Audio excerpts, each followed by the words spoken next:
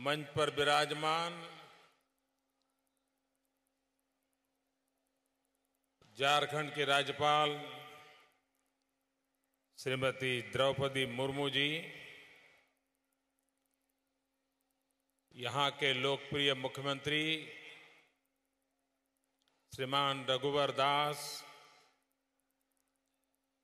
केंद्र में मंत्रिपरिषद के मेरे साथी श्रीमान नितिन गडकरी जी,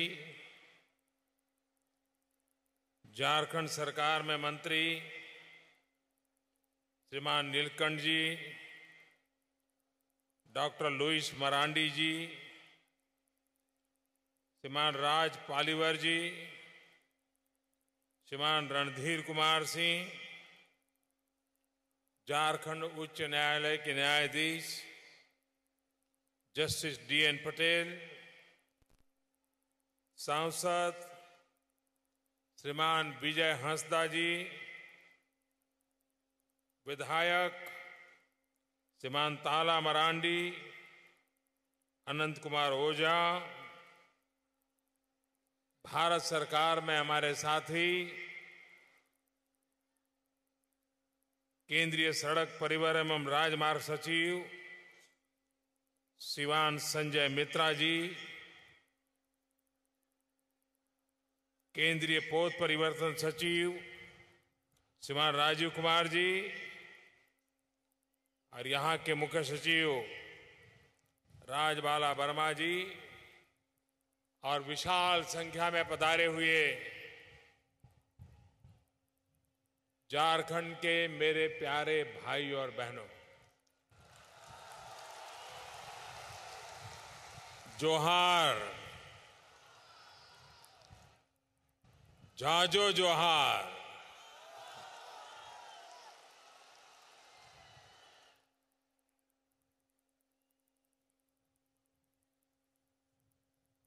सांताल हुन रेन बीर सिदो कानू तिकिनाक जोनोम जायगाय डोबोक आकाना झारखंड राज्य रेनाक ओना धारती ओकारे गोगो गंगा रेनाक दाक सेकेज सेकेज आतुकान ओना डोबोक आकान।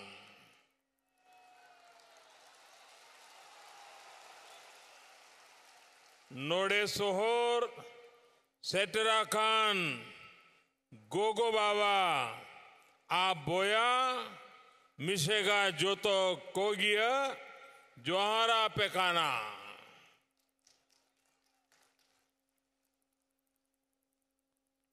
भाइयों बहनों,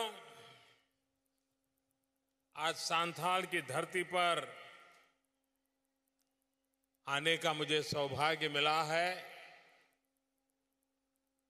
भगवान बिरसा मुंडा,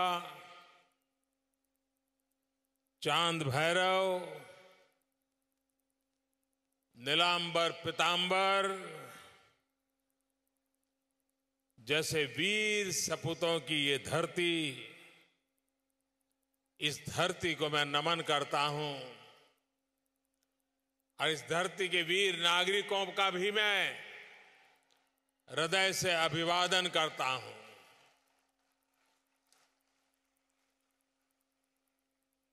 आज झारखंड में साहबगंज की धरती पर एक साथ सप्तधारा विकास की योजनाओं का शुभारंभ हो रहा है।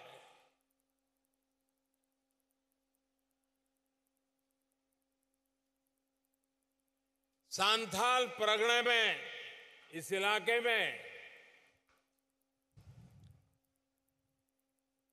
एक साथ इतनी बड़ी विकास की योजनाएं शायद आजादी के बाद किसी एक कार्यक्रम के तहत इस क्षेत्र के विकास के लिए उठाए कदम पहली बार होते होंगे, ऐसा मैं मानता हूं।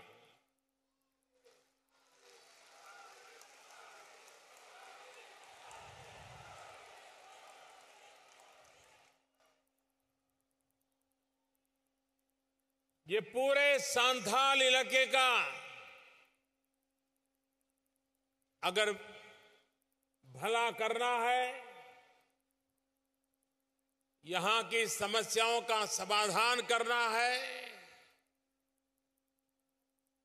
यहां के गरीब से गरीब मेरे आदिवासी भाई बहन, मेरे पिछड़े भाई बहन, अगर इनकी जिंदगी में बदलाव लाना है तो उसका एक ही उपाय है, और वो उपाय है विकास। जितना तेज गति से हम विकास यहां करेंगे, यहां के जन सामान्य की जिंदगी बदलने में हम सफल होंगे। आज एक बहुत बड़ा महत्वपूर्ण कार्यक्रम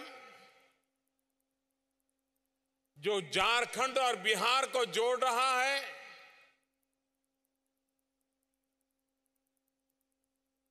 गंगा के ऊपर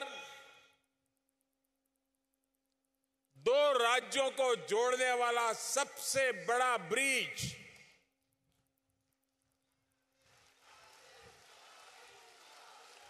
2200 करोड़ रुपयों से ज्यादा लागत,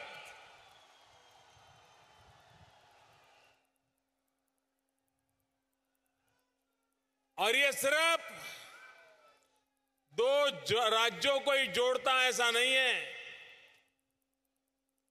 ये विकास के नए द्वार को खोल देता है।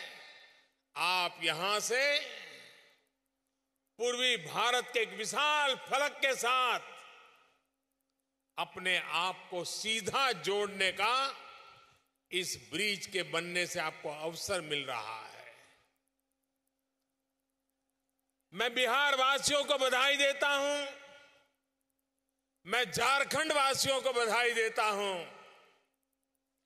कि एक महत्वपूर्ण ब्रिज का आज शिलान्यास हो रहा है। और हमारे नितिन गडकरी जी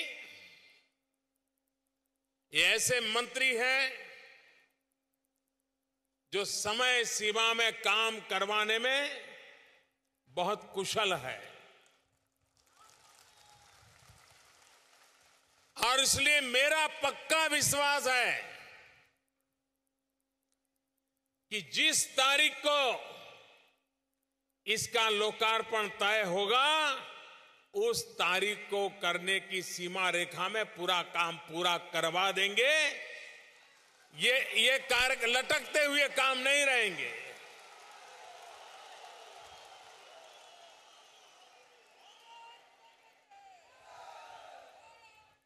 आप कल्पना कर सकते हैं इस इलाके के कितने नौजवानों को रोजगार मिलेगा, और अपने ही जनपद में शाम को अगर घर लौट के जाना है तो आसानी से जा सके, वहां उनका रोजगार भी होगा।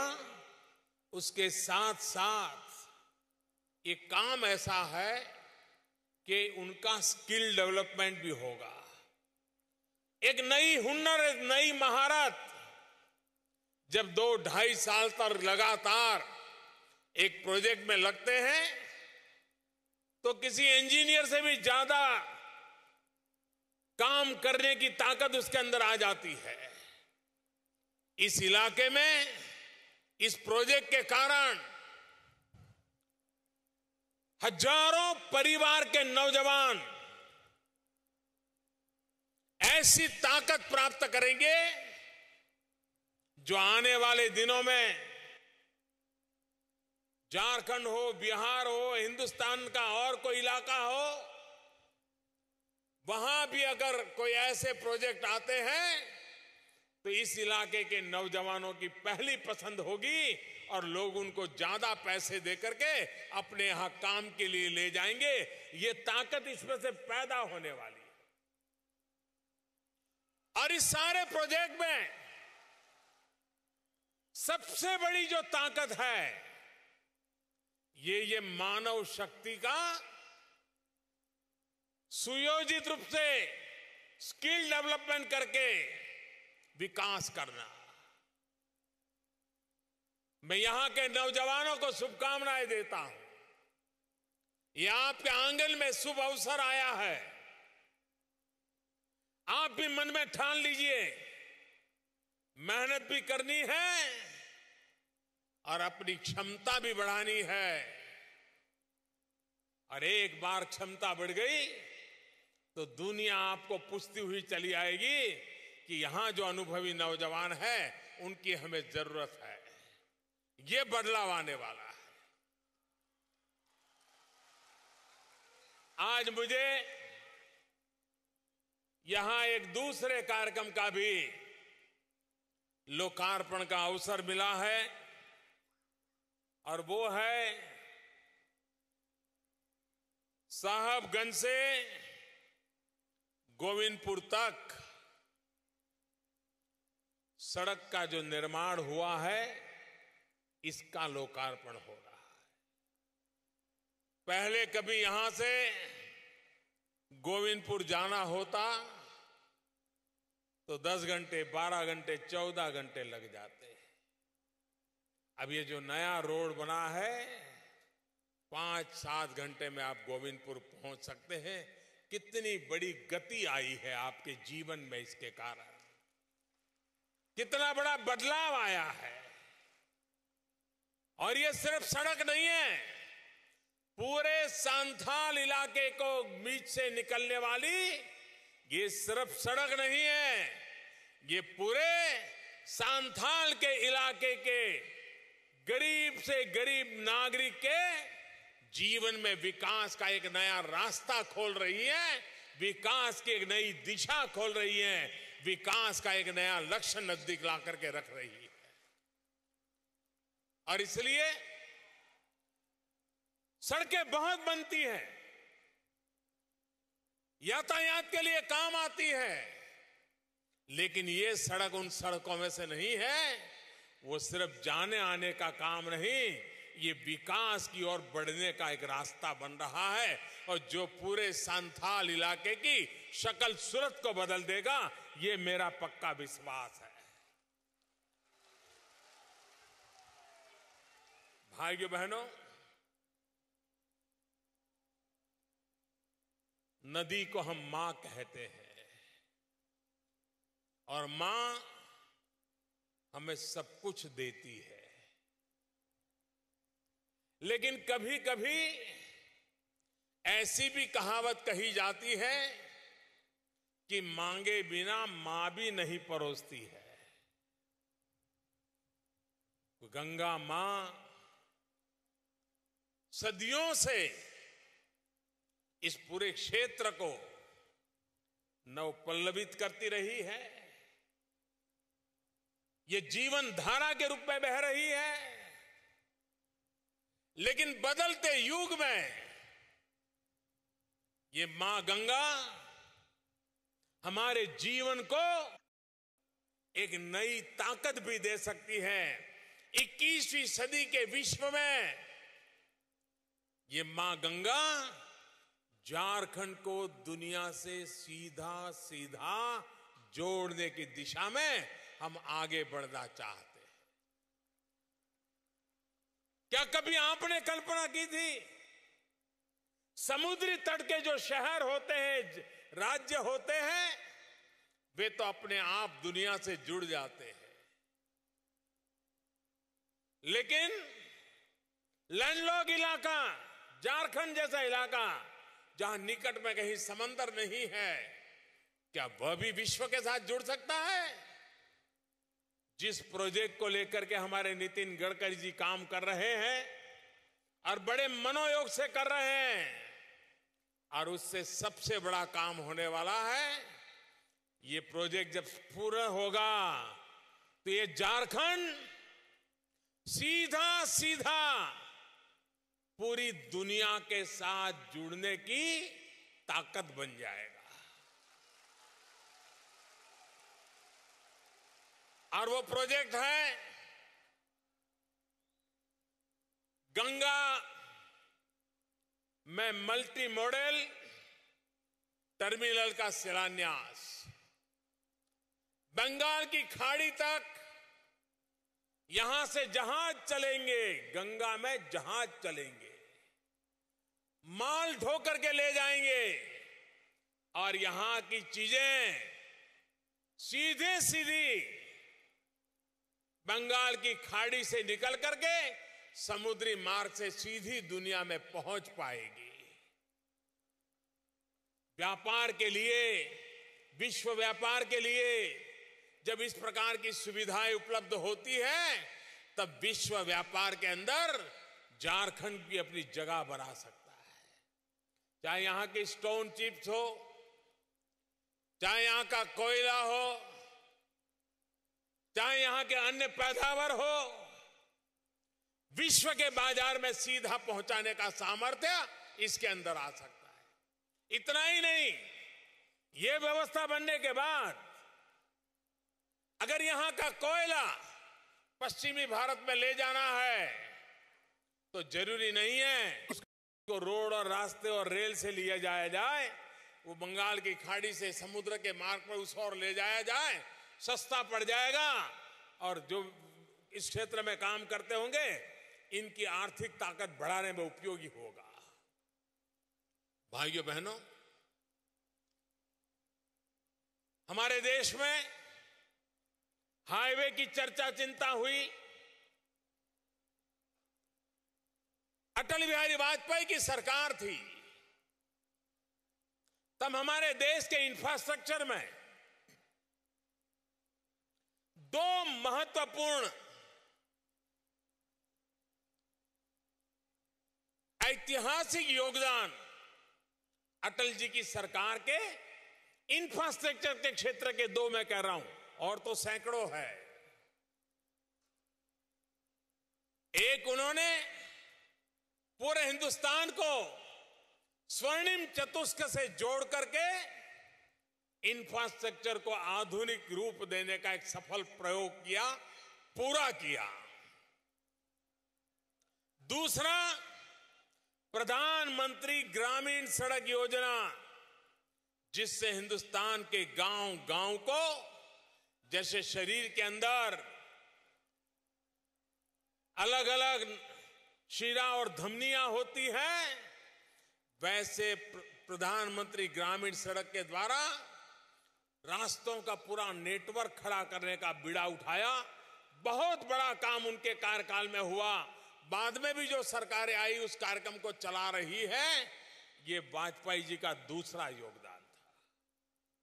भाइयों बहनों, हमने इंफ्रास्ट्रक्चर की बात आती है तो रोड और रास्तों की चिंता चर्चा की, हाईवेज बनाए, हमने हवाई जहाज के लिए एयरपोर्ट बनाना, उसकी व्यवस्थाएं खड़ी की, हमने रेलवे के विस्तार के लिए काम किया। लेकिन एक क्षेत्र हमें चुनौती दे रहा था, हमें निमंत्रण दे रहा था, वो वाटरवे था। हमारी नदियां वे यातायात के लिए काम आ सकती है क्या? वर्तमान सरकार ने नितिन गडकरी जी के नेतृत्व में एक ऐतिहासिक नया फैसला लिया है कि हमारे देश की जो पानी से भरी हुई नदियां हैं, उसमें यातायात करके कम खर्चे में माल ढोने का पूरा अभियान चले। और उसी के तहत बनारस से हल्दिया तक कार्गो ले जाने के लिए पूरी व्यवस्था विकसित हो रही है। झारखंड को बंगाल की खाड़ी तक जोड़ा जा रहा है। यहां से जहाज चलेंगे, नदी में छोटे छोटे नाव तो हमने बहुत देखे हैं, हजारों टन माल उठा करके ले जाने वाले जहाज चलेंगे। आप कल्पना कर सकते हैं विकास का कौन सा नया क्षेत्र हमारे सामने उभर करके आ रहा है। तो हाईवे है, एयरवेज है, रेलवेज है, अब आपके सामने है वाटरवे। ये वाटरवे, इसका एक शुभारंभ, शिलान्यास का आज काम हो रहा है। हजारों करोड़ की लागत आने वाली है। भारत में ये पूरा अभियान नए सिरे से हो रहा है और इसलिए उसका एक कौतुक भी होने वाला है।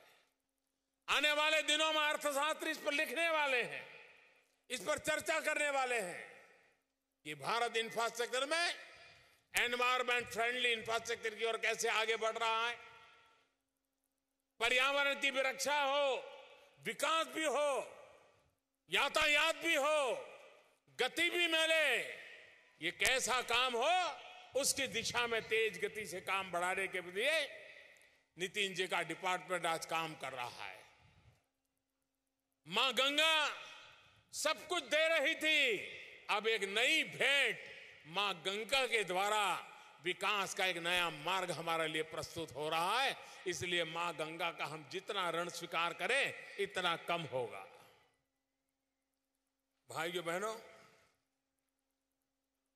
मैं आज झारखंड के मुख्यमंत्री श्रीमान रघुवर दास जी का एक बात के लिए बधाई देना चाहता हूं कि उन्होंने इन सांथाल इलाके के किसानों के लिए, पशुपालकों के लिए एक बहुत बड़ा महत्वपूर्ण कदम उठाया है और वो है डेयरी उद्योग का। पशुपालक को दूध अगर एश्योर्ड कीमत पर बिकेगा तो पशुपालन करेगा, अच्छा पशुपालन करेगा।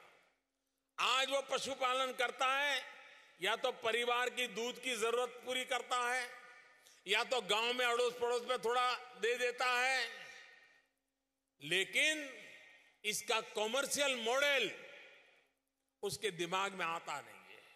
जब डेयरी बन जाती है तो गरीब किसान, गरीब पशुपालक को भी ये पशुपालन, उसके द्वारा दूध उत्पादन और दूध उत्पादन का वैल्यू एडिशन कर करके मार्केट, एक बहुत बड़ी चेन बन जाती है। मैं गुजरात की धरती से आया हूं, अमूल भी वहां का जाना जाता है। हिंदुस्तान का कोई कोना ऐसा नहीं होगा जहां अमूल न पहुंचा हो। ये अमूल है क्या आखिर? किसी जमाने में सरदार वल्लभ भाई पटेल ने उनके मार्गदर्शन में एक छोटी सी मंडली बनी। कुछ किसानों ने इकट्ठे आकर के दूध इकट्ठा कर करके काम शुरू किया और देखते ही देखते बढ़ता गया और आज अमूल का नाम विश्व में हो गया। आज रघुवर दास जी इस संथाल के गरीब किसानों के लिए, पशुपालकों के लिए उस डेयरी का शिलान्यास कर रहे हैं जो डेयरी आने वाले दिनों में लाखों परिवारों के पशुओं का दूध, उसकी प्रोसेसिंग, उसका मार्केटिंग, उसका ब्रांडिंग और पशुपालक को दूध की सही कीमत मिले, रोजाना कीमत मिले, उस दिशा में काम करने का फैसला कर रहे हैं। मेरी उनको बहुत बहुत शुभकामनाएं हैं। डेयरी के क्षेत्र में गुजरात के डेयरी उद्योग को काफी अनुभव है। अगर झारखंड को गुजरात से कोई मदद की जरूरत होगी तो मैं जरूर उन लोगों को कहूंगा कि वे भी आपकी मदद करें और यहां के पशुपालक के लिए, यहां के किसानों के लिए एक बहुत बड़ा काम हो जाए, उनके जीवन में एक नया,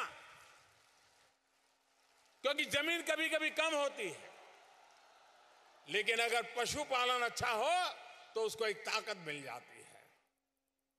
और मैं मुख्यमंत्री जी से और भी कहूंगा कि जैसे उन्होंने डेयरी के काम के लिए एक बीड़ा उठाया है, वे डेयरी के साथ साथ शहद का भी काम कर सकते हैं। मधुमक्खी पालन के द्वारा जो पशुपालक दूध उत्पादन करता है वो शहद भी उत्पादन कर सकता है और डेयरी के मार्ग से शहद भी इकट्ठा किया जा सकता है और शहद का भी ग्लोबल मार्केट बन सकता है। हमारा किसान दूध से भी कमा सकता है, शहद से भी कमा सकता है और खेत की पैदावार से भी कमा सकता है। 12 महीना उसकी कमाई का उसमें गारंटी बन जाता है। मुझे विश्वास है कि रघुवर दास जी ने बड़ी दीर्घ दृष्टि के साथ, आज भले वो छोटा लगे काम, सरदार वल्लभ भाई ने जब प्रेरणा देकर के काम करवाया था बहुत छोटा लगता था, लेकिन वो काम आज दुनिया में मशहूर हो गया।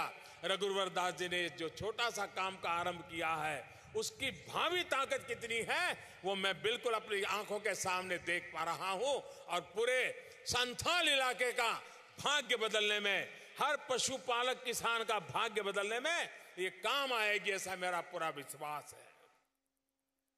भाइयों बहनों, 2015 2 अक्टूबर मुझे जस्टिस DN पटेल जी के निमंत्रण पर खूंटी आने का सौभाग्य मिला था और खूंटी का न्यायालय, खूंटी की कोर्ट, वो देश की पहली सोलार कोर्ट बनी थी। सूर्य शक्ति से प्राप्त बिजली से उस न्यायालय का पूरा कारोबार चल रहा था। आज मुझे खुशी है कि फिर से एक बार साहबगंज में एक सरकारी व्यवस्था का परिसर और दूसरा न्यायालय, दोनों पूर्ण रूप से सूर्य शक्ति से चलने वाले इकाइयां बन रही हैं। मैं इसके लिए जस्टिस DN पटेल और उनकी पूरी टीम को बधाई देता हूं और झारखंड सरकार को भी बधाई देता हूं कि उन्होंने सूर्य शक्ति को बढ़ावा दिया है। रूफटॉप सोलर एनर्जी का काम जो उन्होंने उठाया है, करीब करीब 4500 किलोवाट सूर्य ऊर्जा उन्होंने इंस्टॉल करने का काम सफलतापूर्वक पूरा कर दिया है। अगर हमें हमारे जंगल बचाने हैं, हमारी भावी पीढ़ी को कुछ दे के जाना है, तो हमें हमारे पर्यावरण की रक्षा करनी होगी। और ऊर्जा का अगर कोई उत्तम स्रोत है जो हमें सहज उपलब्ध है, वो है सोलर एनर्जी, सूर्य शक्ति। और उस सूर्य शक्ति की दिशा में आज भारत एक तेज गति से आगे बढ़ रहा है। भारत ने सपना देखा है 175 गीगावाट रिन्यूएबल एनर्जी का, उसमें 100 गीगावाट सोलर एनर्जी का। हिंदुस्तान के हर कोने में सूर्य शक्ति से ऊर्जा मिले, इस पर बल दिया जा रहा है। आज हमें जो विदेशों से एनर्जी खरीदनी पड़ती है, उसमें बहुत बड़ी बचत होगी। वो पैसे गरीब के काम आएंगे। आज पर्यावरण को जो नुकसान होता है, उसमें से हमें राहत मिलेगी। और सूर्य शक्ति की दिशा में एक जमाना था, सूर्य शक्ति की 1 यूनिट ऊर्जा की कीमत 19 रुपया लगती थी। लेकिन भारत ने जिस प्रकार से अभियान चलाया, आज स्थिति आ गई है कि कोयले से भी सूर्य शक्ति की ऊर्जा सस्ती मिलने लग गई है। अभी अभी जो टेंडर निकला वो सिर्फ 3 रुपये का निकला है, 2 रुपया 96 पैसे। यानी एक प्रकार से एक बार इन्वेस्टमेंट कॉस्ट लग गई, बाद में बिना कोई खर्चे हम बिजली प्राप्त कर सकते हैं।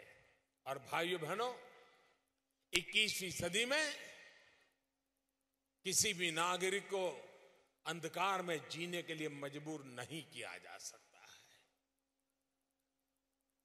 कई परिवार हैं जो आज भी घरों में बिजली का कनेक्शन नहीं ले रहे हैं। उनको लगता है क्या जरूरत है, समझा बुझाने के बाद लेते हैं। सरकार मुफ्त में कनेक्शन देती है तो भी कभी कभी लोग कुछ उदासीनता बरतते हैं। ऐसे परिवारों को बच्चों की पढ़ाई के लिए भारत सरकार ने बच्चे की पढ़ाई के लिए छोटा सा बैटरी, सोलार से चलने वाली छोटा बल्ब ऐसा टेबल पे लगा दे, जमीन पे लग करके पढ़ना चाहता है तो उससे पढ़ सकता है। इन लाखों ऐसे गरीब परिवारों को देने की दिशा में एक बहुत बड़ा बीड़ा उठाया है।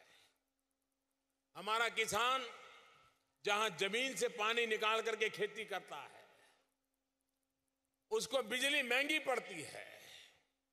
अब सोलार पंप हम लगा रहे हैं। किसान सोलार पंप से जमीन से पानी निकालेगा, सूर्य से जमीन बैटरी भी चार्ज होती रहेगी, पानी भी निकलता रहेगा, खेत भी हरा भरा रहेगा। 2 फसल लेता है, 3 फसल लेने लग जाएगा। उसकी आय जो 2 गुना करनी है, उसमें ये सोलार पंप भी काम आने वाला है। एक बहुत बड़ा रिवॉल्यूशन का काम सूर्य ऊर्जा के क्षेत्र में भारत सरकार के द्वारा चल रहा है। झारखंड सरकार ने भी कंधे से कंधा मिलाकर के भारत सरकार के साथ चलने का बीड़ा उठाया है। सोलार एनर्जी को बल दे रहे हैं, रूफटॉप सोलार एनर्जी को प्रोजेक्ट को आगे बढ़ा रहे हैं। मैं इसके लिए भी झारखंड को बधाई देता हूं और मैं देशवासियों से भी कहूंगा कि हम ऊर्जा के क्षेत्र में संवेदनशील बने, हम ऊर्जा के महत्व को समझे और भावी जीवन के रक्षा को भी समझे। अभी पूरे देश में एलईडी बल्ब का एक अभियान चल रहा है। अगर कोई सरकार अपने बजट में ये कह दे कि हम 10,000 करोड़ रुपया लगाते हैं और ये 10,000 करोड़ रुपया लोगों को बांट देंगे, तो वाहवाही हो जाएगी, तालियां बजेगी, अखबार में हेडलाइन छपेगी, वाह मोदी कितना अच्छा प्रधानमंत्री है, 10,000 करोड़ रुपया लोगों को बांटने वाला है। भाइयों बहनों, आप सबके सहयोग से हमने एक ऐसा काम किया है जो 10,000 करोड़ से भी ज्यादा आपकी जेब में पहुंचा रहा है, हिंदुस्तान के नागरिकों की जेब में पहुंचा रहा है। क्या किया? एलईडी बल्ब लगाइए, बिजली बचाइए, बिजली का बिल कम कीजिए और आपका किसी का साल का 250 बचेगा, किसी का साल का 1,000 बचेगा, किसी का साल का 2,000 रुपया बचेगा। वो गरीब बच्चों को दूध पिलाने के लिए काम आ जाएगा, गरीब बच्चों को कुछ शिक्षा दीक्षा देने के लिए काम आ जाएगा। हम जब सरकार में आए तब एलईडी बल्ब 350-400 रुपए में बिकता था। आज वो एलईडी बल्ब 50-60 रुपए में बिकने लग गया और देश में सरकार के द्वारा 22 करोड़ बल्ब वितरित कर चुके हैं और लोगों ने अपने आप किया है। दोनों मिलाकर के करीब करीब 50 करोड़ नए एलईडी बल्ब लोगों के घरों में लग चुके हैं और इससे जो बिजली की बचत हुई है वो करीब करीब 11,000 करोड़ रुपए से ज्यादा है। ये 11,000 करोड़ रुपया जो बिजली का वपराश करने वाले लोग हैं उनकी जेब में बचने वाला है। कितना बड़ा रिवॉल्यूशन आता है अगर हम छोटे से बदलाव से काम कर सकते हैं। तो बिजली बचाना, दूसरी तरफ सूर्य ऊर्जा का उपयोग करना, एक प्रकार से सस्ते से सस्ती बिजली की दिशा में जाना। तो एक 360 डिग्री जिसको कहे वैसा पूरा ऊर्जा का एक पूरा नेटवर्क बना करके काम आज सरकार कर रही है और उसका भी आपको लाभ मिलेगा। मैं आज मेरे सामने यहां नौजवान देख रहा हूं, उनके सर पर टोपी है, टोपी पे फीले फूल लगे हुए हैं, बड़े शानदार दिख रहे हैं। ये हमारे आदिम जाति के बच्चे हैं, ये पहाड़िया समाज के बच्चे हैं। उनके परिवार में अभी तक किसी को सरकार के अंदर काम करने का सौभाग्य नहीं मिला है, सब लोग ताली बजा करके इनका अभिनंदन कीजिए।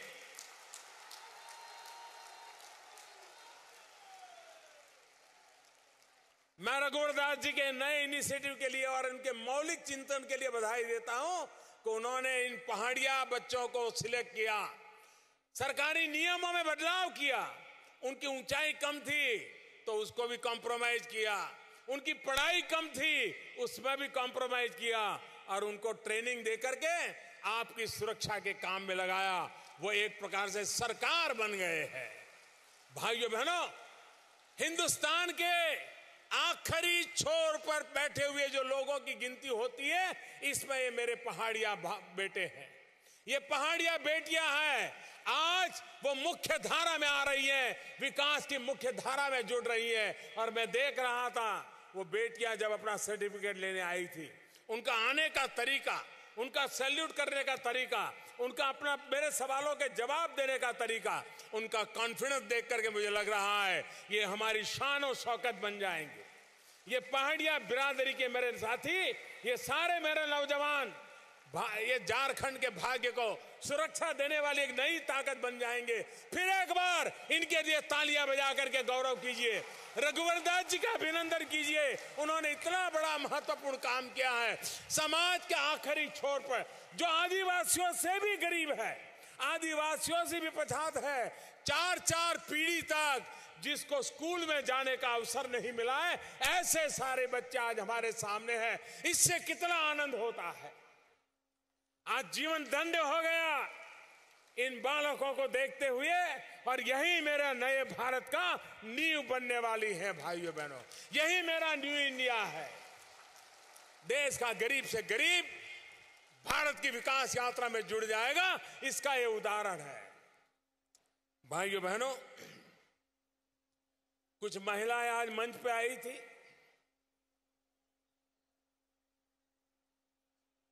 आपको दूर से दिखता था नहीं दिखता था मुझे मालूम नहीं। झारखंड सरकार की तरफ से मैं उनको मोबाइल फोन दे रहा था, और मैं देख रहा था कि वे मुझे मेरे सब सवालों के सही जवाब दे रहे थे। उनको मालूम था ऐप क्या होती है, भीम ऐप क्या है, ऐप कैसे डाउनलोड होती है, इसके आर्थिक कारोबार इस मोबाइल फोन से कैसे हो, सब मालूम था उनको। मुझे इतनी खुशी हुई। जो संसद में हमारे साथी हैं वो कभी कभी कहते हैं कि भारत के गरीब को मोबाइल फोन कहां आएगा, कहां सीखेगा, कहां चलाएगा। मैं जरूर संसद में मेरे साथियों को मिलूंगा, तब कहूंगा कि मैं हिंदुस्तान में अति पिछड़ा इलाका संथाल में गया था, और वहां की मेरी आदिवासी बहनें मोबाइल फोन का क्या उपयोग हो सकता है वो मुझे सिखा रही थी। ये रिवॉल्यूशन है, ये डिजिटल इंडिया का रिवॉल्यूशन है, ये लेस कैश सोसाइटी का रिवॉल्यूशन है। और नोटबंदी के बाद हर किसी को लग रहा है कि अब हम अपने मोबाइल फोन को ही अपनी बैंक बना सकते हैं।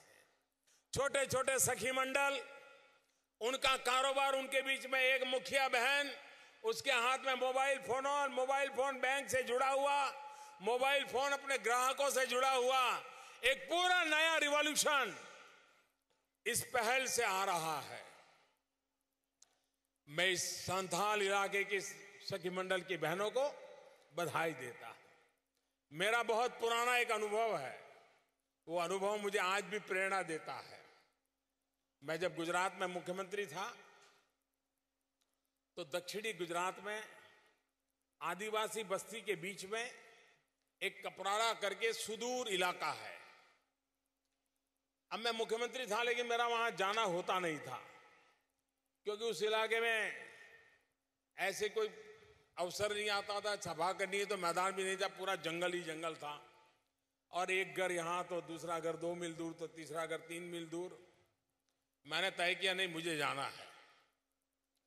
वहां हमने एक डेयरी का छोटा सा काम शुरू किया, एक चिलिंग सेंटर बनाया, जो दूध ठंडा लेकर के दूध ठंडा करने की व्यवस्था होती है। डेयरी में ले जाने से पहले थोड़ी देर जहां 2-3-4 घंटे दूध रखना हो तो वहां रखते हैं।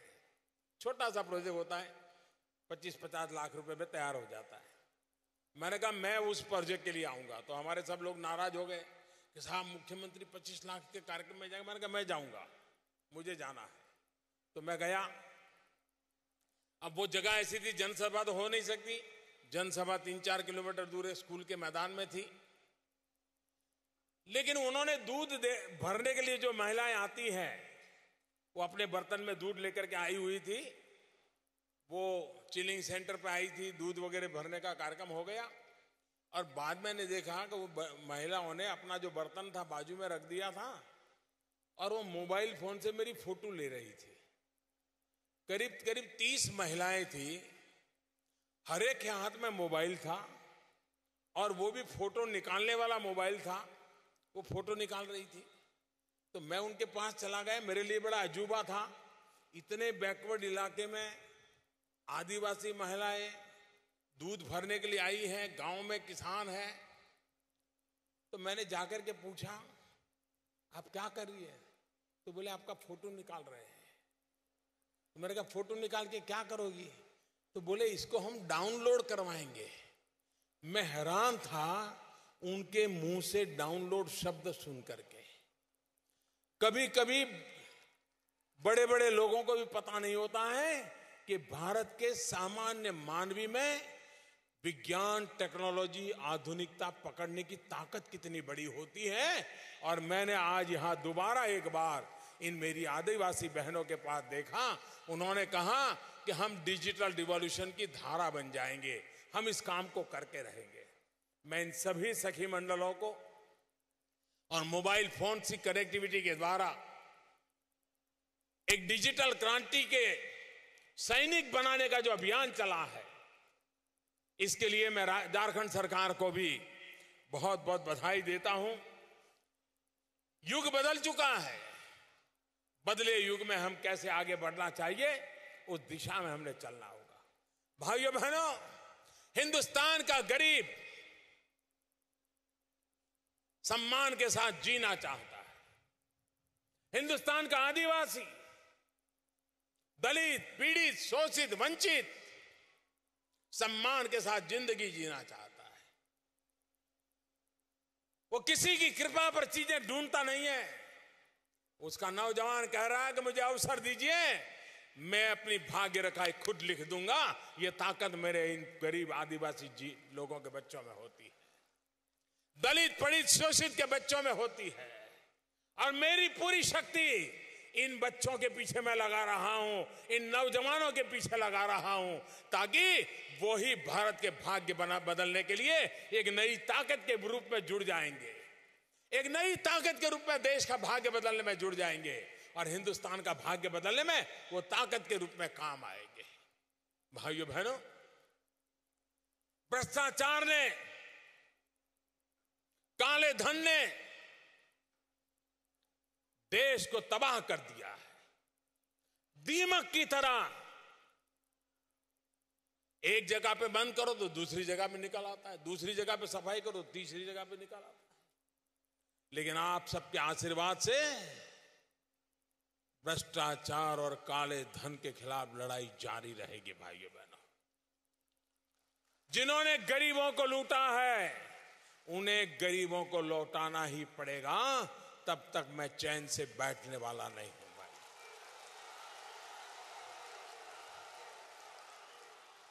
एक के बाद एक कदम उठाता रहूंगा। और इसलिए भाइयों बहनों, आप जो मुझे आशीर्वाद दे रहे हैं, बेईमानदारी की लड़ाई के लिए आशीर्वाद है। नोटबंदी के बाद मुझे कुछ नौजवानों से बातचीत का अवसर मिला। पढ़े लिखे थे, धनी परिवार के थे। मैं सोच रहा था कि वो नोटबंदी के कारण बड़े परेशान होंगे, गुस्से में होंगे, नाराजगी व्यक्त करेंगे। लेकिन उन्होंने मुझे एक बात बताई, वो बड़ी इंटरेस्टिंग थी। उन्होंने कहा साहब हमारे परिवार में रोज झगड़ा होता है। मैंने कहा क्या झगड़ा होता है? बोले हमारे पिताजी को हम कहते हैं पिताजी आपके जमाने में जो सरकार थी, नियम थे, टैक्सी जितने ज्यादा था आपको चोरी करनी पड़ी होगी, की होगी। लेकिन अब देश में ईमानदारी का युग आया है और हम जो पीढ़ी के लोग हैं बेईमानी का कारोबार करना नहीं चाहते हैं। हम ईमानदारी से जीना चाहते हैं और ईमानदारी से आगे बढ़ना चाहते हैं। मेरे देश की युवा पीढ़ी में ईमानदारी का युग शुरू हुआ है, ईमानदारी से जीने की इच्छा पैदा हुई है। यही मेरे लिए शुभ संकेत है भाइयों, देश के लिए शुभ संकेत है। अगर देश का युवा एक बार मन बना ले कि मेरे पूर्वजों ने, मेरे माता पिता को, मेरे पिछले वालों ने जो करना पड़ा, अब हमें नहीं करना है। भाइयों बहनों, बिना चोरी किए, बिना लूट किए भी सुख चैन की जिंदगी जी सकते हैं, संतोष की नींद ले सकते हैं। और इसलिए हमने एक ईमानदारी के युग की ओर देश को ले जाना है। 2022 भारत की आजादी के 75 साल होने वाले हैं। भाइयों बहनों, ये आजादी के 75 साल ये सिर्फ दीवार पर टंगे हुए कैलेंडर का विषय नहीं हो सकता है। ये आजादी के 75 साल कैलेंडर के एक बाद एक डेट बदल जाए और 2022 आ जाए, वो यात्रा नहीं है। आजादी के 75 साल का मतलब होता है देश की आजादी के लिए जान की बाजी लगाने वाले इसी धरती के बिरसा मुंडा से लेकर के अनगिनत लोग थे भाई। क्यों अपने आप को खपा दिया था? आजाद भारत के सपने देखे थे उन्होंने और इसलिए अपने आप को खपा दिया था। क्या उनके सपनों को पूरा करने के लिए वे तो हमारे लिए फांसी के तख्त पर चढ़ गए, वे तो हमारे लिए जिंदगी जेलों में काट गए, वे तो हमारे लिए परिवारों को तबाह करके मिट गए। क्या हम उनके सपनों के लिए 5 साल, मैं ज्यादा नहीं कह रहा हूं दोस्तों, 5 साल 2022 तक जो भी करेंगे देश के लिए करेंगे, कुछ न कुछ करेंगे तो देश के लिए करते रहेंगे और देश की भलाई के लिए करेंगे। ये सपना 125 करोड़ देशवासियों का हो, 125 करोड़ देशवासियों का एक एक संकल्प हो कि आजादी के 75 साल होंगे, 5 साल बाकी है, 5 साल में मैं देश को, समाज को ये दे करके रहूंगा।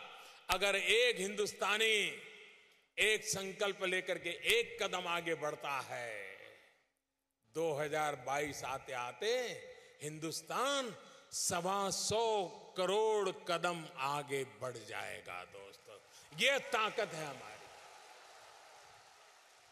और इसलिए समय की मांग है कि हम अभी से सरकार में है तो सरकार में, विभाग में बैठे तो विभाग में, नगर पालिका में बैठे हैं तो नगर पालिका, नगर पंचायत तो नगर पंचायत, स्कूल है तो स्कूल में, गांव है तो गांव में, मोहल्ला है तो मोहल्ले में, जाति हो तो जाति में, परिवार में तो परिवार में, कोई न कोई संकल्प करे कि 2022 तक यहां पहुंच के ही रहना है, करके रहेंगे।